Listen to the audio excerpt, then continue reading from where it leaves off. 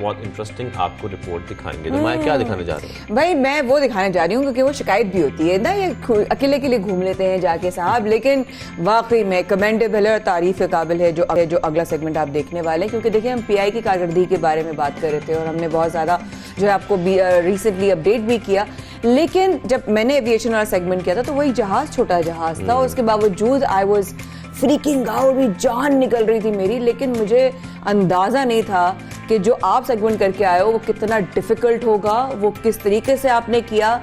एक बोइंग 777 जहाज़ एक बहुत बड़ा जहाज़ होता है, इस तरह के दीगर जहाज़ बहुत बड़े जहाज़ होते हैं, उनको उड़ाना, उनकी लैंडिंग, उनको एक परफेक्ट जो है वो एल्टीट्यूड लॉन्गिट्यूड पे फ्लाई करना इज़ नॉट ईजी।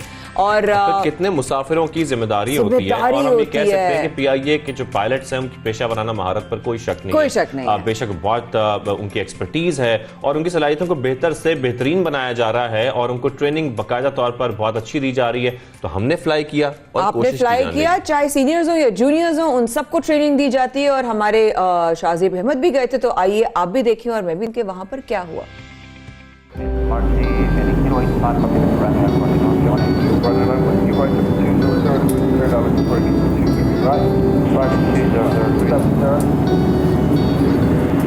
ख़वातीनो हज़रात, आपका कप्तान शाहजेब अहमद आपसे मुखातिब है। हम कुछ ही देर में कराची इंटरनेशनल एयरपोर्ट पर लैंड करने वाले हैं। बाहर का दर्जा हरारत 25 डिग्री सेंटीग्रेड है।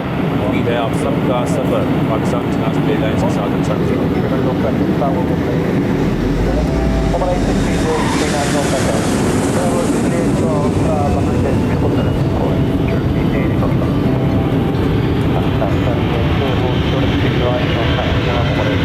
डेढ़ घंटे की फ़्लाइट के बाद हम इस वक्त लैंड कर चुके हैं कराची इंटरनेशनल एयरपोर्ट पर।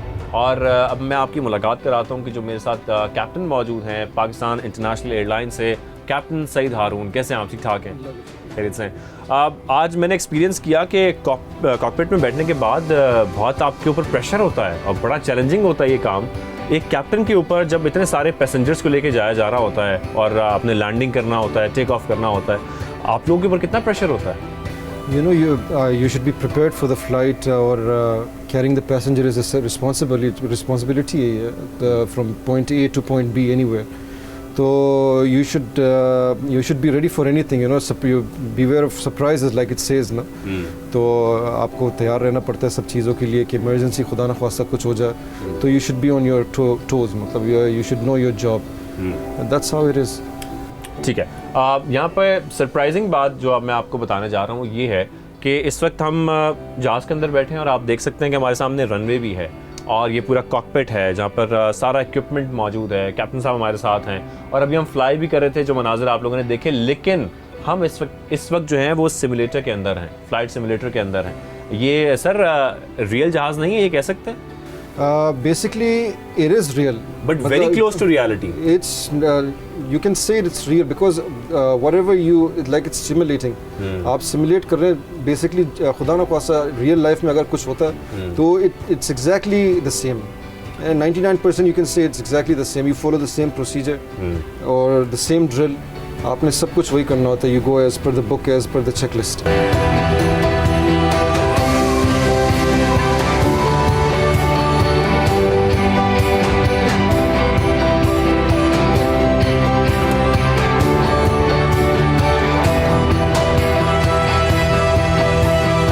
मेरे पीछे आप देख सकते हैं ये फ़्लाइट सिमुलेटर जिसके अंदर हम मौजूद थे और आपको फ्लाइंग एक्सपीरियंस दिखा रहे थे। लेकिन इस सारे एक्सपीरियंस के पीछे इंस्ट्रक्शन देने वाले कौन है, ये सिखाने वाले कौन है, फ्लाइंग की ट्रेनिंग देने वाले कौन है?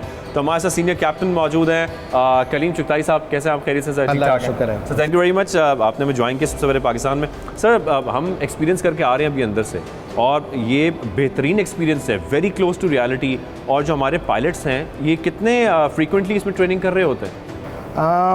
हमारा एक सिमुलेटर प्रोग्राम होता है, साल में आपको 6 महीने, हर 6 महीने बाद एक सिलेबस कंप्लीट करना होता है, जिसके अंदर हम लोग पूरे जो भी मैल फंक्शंस, इमरजेंसीज और पॉसिबल इमरजेंसीज, वेदर के सिनेरियोज, लो विजिबिलिटी, हर किस्म की इमरजेंसीज और वेदर सिनेरियो को सिमुलेट करते हैं और उसके अंदर फिर हम असेस करते हैं कि हमारे लोग किस तरह कहाँ तक पहुँचें, उनके हम पूरा ट्रेनिंग रिकॉर्ड मेंटेन रखते हैं, प्रीवियस रिकॉर्ड्स देखते हैं, ताकि हम असेस कर सकें कि ये लोग कहाँ तक हैं और इनके प्रोग्रेशन में और क्या क्या इनको ज़रूरत है, कितनी ट्रेनिंग की और ज़रूरत है।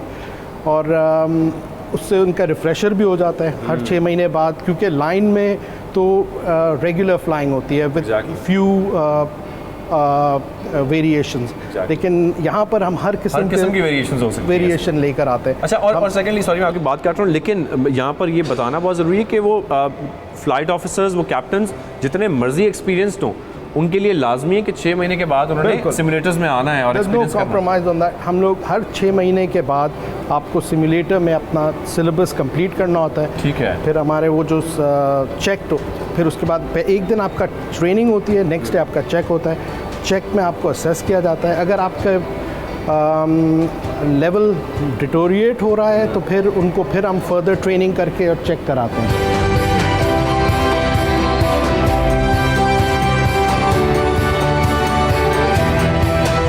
मैं अभी एक्सपीरियंस करके आ रहा हूँ, तो मैं बड़ा एक्साइटेड भी था ये जानने के लिए कि ये सिमुलेटर्स कब इंस्टॉल किए गए थे और कौन कौन से जहाज़ के सिमुलेटर्स हमारे पास मौजूद है PIA के पास। देखिए, ये PIA का कराची एयरपोर्ट के ऊपर एक ट्रेनिंग सेंटर है जो बड़ा एक कॉम्प्रहेंसिव ट्रेनिंग सेंटर है। यहाँ पे एविएशन की तमाम एस्पेक्ट्स और तमाम एरियाज़ की ट्रेनिंग की जाती है, और ये फ़्लाइट ऑप्स की ट्रेनिंग है जो कि कॉकपिट क्रू की ट्रेनिंग कंसिडर करती है। क्लासरूम ट्रेनिंग कहीं और है, और जो रियल उनकी ट्रेनिंग है सिमुलेटर के ऊपर, जिसको फुल इनर्शियल सिमुलेटर कहते हैं, जिस तरह आप देख सकते हैं कि ये पूरा अपने हिंजेस के ऊपर है और ये बिल्कुल आपको रियल फील देता है तमाम सिनेरियोज़ की। हमारे पास जो पहले A310 हुआ करते थे, इसका एक सिमुलेटर वहाँ पे लगा हुआ है। उसके बाद जो जंबो PIA के पास होता था, जंबो जेट, उसका सिमुलेटर लगा हुआ है। उसके ऊपर अभी भी फ़ॉरेन पायलट्स आते हैं और आके उसके ऊपर ट्रेनिंग करते हैं। और अब ये हमारा जो है 777 का सिमुलेटर है जो कि 2011 के अंदर इंडक्ट हुआ। उससे पहले पाकिस्तान के पास ये कैपेबिलिटी नहीं थी, और ये 2011 के अंदर ये कैपेबिलिटी लाई गई, और PIA के तमाम पायलट्स को फ़ौरन जाना पड़ता था इनके सिमुलेटर्स की ट्रेनिंग लेने के लिए। अब जो हमारे पास ये जो जगह आप देख रहे हैं ये खाली पड़ी हुई है, यहाँ पे अब एयरबस A320 का सिमुलेटर लगेगा। ये एयरबस A320 फैमिली के सिमुलेटर जिसको कहते हैं। पाकिस्तान में सबसे ज़्यादा जहाज़ और सबसे ज़्यादा पायलट्स इस टाइम पे A320 के हैं जो ग्रेडेड पायलट्स हैं, यानी तकरीबन 600 से 700 पायलट ऐसा है जो कि A320 के ऊपर रेटेड है। उन तमाम पायलट्स को बाहर जाना पड़ता था, बड़ा कसीर ज़र मुबादला भी उसके ऊपर लगता था, और कोविड की वजह से और फ्लाइंग के ऊपर रिस्ट्रिक्शन भी बहुत ज़्यादा आती थी। इवन उनका चेकिंग पायलट जो सिविल एविएशन का था वो भी बाहर जाता था उनके टेस्ट लेने। Sir thank you very much.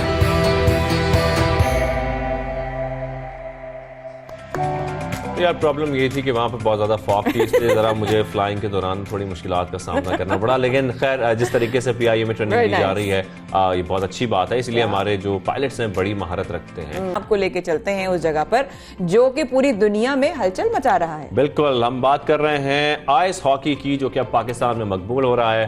हम इसकी वीडियोस भी अब बहुत देख रहे हैं, और बहुत जल्द हम देख रहे हैं कि अब इवेंट्स भी होते जा रहे हैं। और स्कर्दू में भी आइस हॉकी का मेला सजने वाला है, यानी कि वहाँ भी रौनकें एक बार फिर अब तकरीबन रौनकें वहाँ पर चल रही हैं इस आइस हॉकी की, और नौजवान हॉकी प्लेयर्स बर्फ पर अपने स्किल्स दिखाने के लिए बाकायदा तौर पर अब तैयार हैं और स्किल्स दिखा भी रहे हैं। हम जिस तरीके से देख रहे हैं फुटेज में, हमें नजर आ रहा है कि जो छोटे छोटे प्लेयर्स हैं उनसे लेकर बड़े बड़े प्लेयर्स तक सब लोग अपनी महारत दिखा रहे हैं आइस हॉकी में। और सबसे बड़ी बात यह है कि इस तरह की छोटी छोटी वीडियोस हम देख रहे थे, कुछ गुज़श्ता सालों से हम देख रहे थे कि वहां से स्कर्दू से वीडियो आ रही हैं, कभी कोई फीमेल जो है बच्ची जो है वो अपना वहां पर हुनर दिखा रही है, महारत दिखा रही है, कभी कोई, और देख देख के हम कहते हैं हाय अल्लाह कितना मजा आएगा अगर यहाँ पे आइस हॉकी होना शुरू हो जाए। और अब माशाल्लाह से ये मेला सज चुका है। तो स्कर्दू में आइस हॉकी जो है, क्योंकि कनाडा का कौमी खेल भी है, तो कैनेडियंस बहुत ज़्यादा इंट्रीग्ड हो रहे हैं। वहाँ के जो बेसिकली एम्बेसडर्स हैं या काउंसिल जनरल्स हैं वो बहुत ज़्यादा इंट्रीग्ड, बहुत इंटरेस्टेड हुए। कुछ लोगों ने तो जाके देखा भी, शायद बिल्कुल देखा भी, साथ ही हम बात भी कर लेते हैं क्योंकि ये इवेंट कहाँ तक पहुँचा है, जो उसकी तैयारियां वो तो हम देख रहे थे बाकायदा तौर पर चल रही थी। तो हम बात करने के लिए हमें ज्वाइन किया है इवेंट ऑर्गेनाइजर साहब हमारे साथ मौजूद हैं, बहुत शुक्रिया, थैंक यू वेरी मच। लहामू मोहतक काज़मी साहब हमारे साथ हैं। सर सबसे पहले तो ये बताइएगा ये कब से इसका बाकायदा तौर पर जो है वो आगाज हो गया है, चैंपियनशिप कब तक जारी रहेगी? है first ever Baltistan ice hockey tournament 2022 का बाकायदा आगाज 25 जनवरी को स्कर्दू में हुआ। इस टूर्नामेंट को मुनक्किद करने के लिए बल्तिस्तान की एक नहायत ही खूबसूरत जगह जिसे हलमारंगा के नाम से जाना जाता है, इस जगह का इंतखाब किया गया।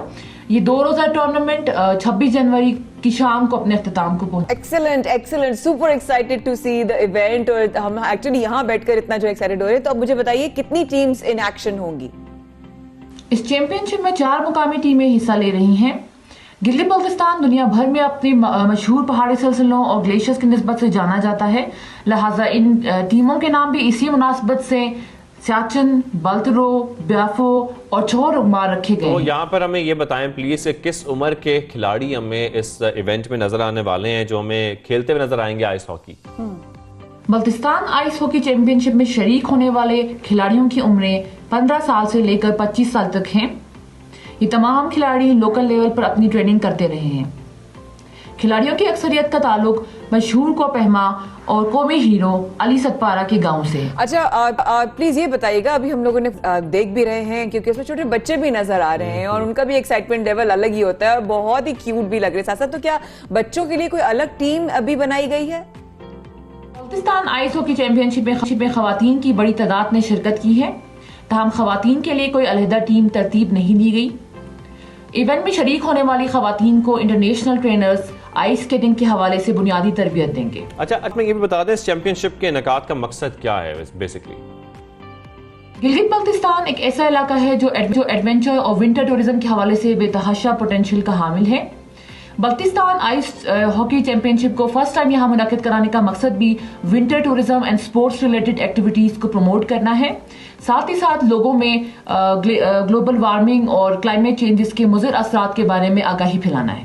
बस वेरी वेरी इंपॉर्टेंट क्वेश्चन कि जो लोग देखना चाह रहे हैं या शायकीन हैं, तमाशाईन, उनकी बात करें, उनकी अट्रैक्शन के लिए क्या इकदामात है, क्या इंतजामात हैं और कैसे वो जो है वो देख भी सकते हैं और सराह भी सकते हैं? तमाशाइयों की अट्रैक्शन के लिए इस इवेंट को हरमारंगा में मुनक्किद किया जा रहा है, जो कि दरियाए सिंध के करीब एक नहायत ही बेहतरीन और खूबसूरत लोकेशन है। साथ ही साथ इस इवेंट में एक रिवायती त्यौहार मेफंग का भी इनेकाद किया जाएगा। इसके अलावा लोकल कुजीन और हैंडीक्राफ्ट के स्टॉल्स भी लगाए जाएंगे।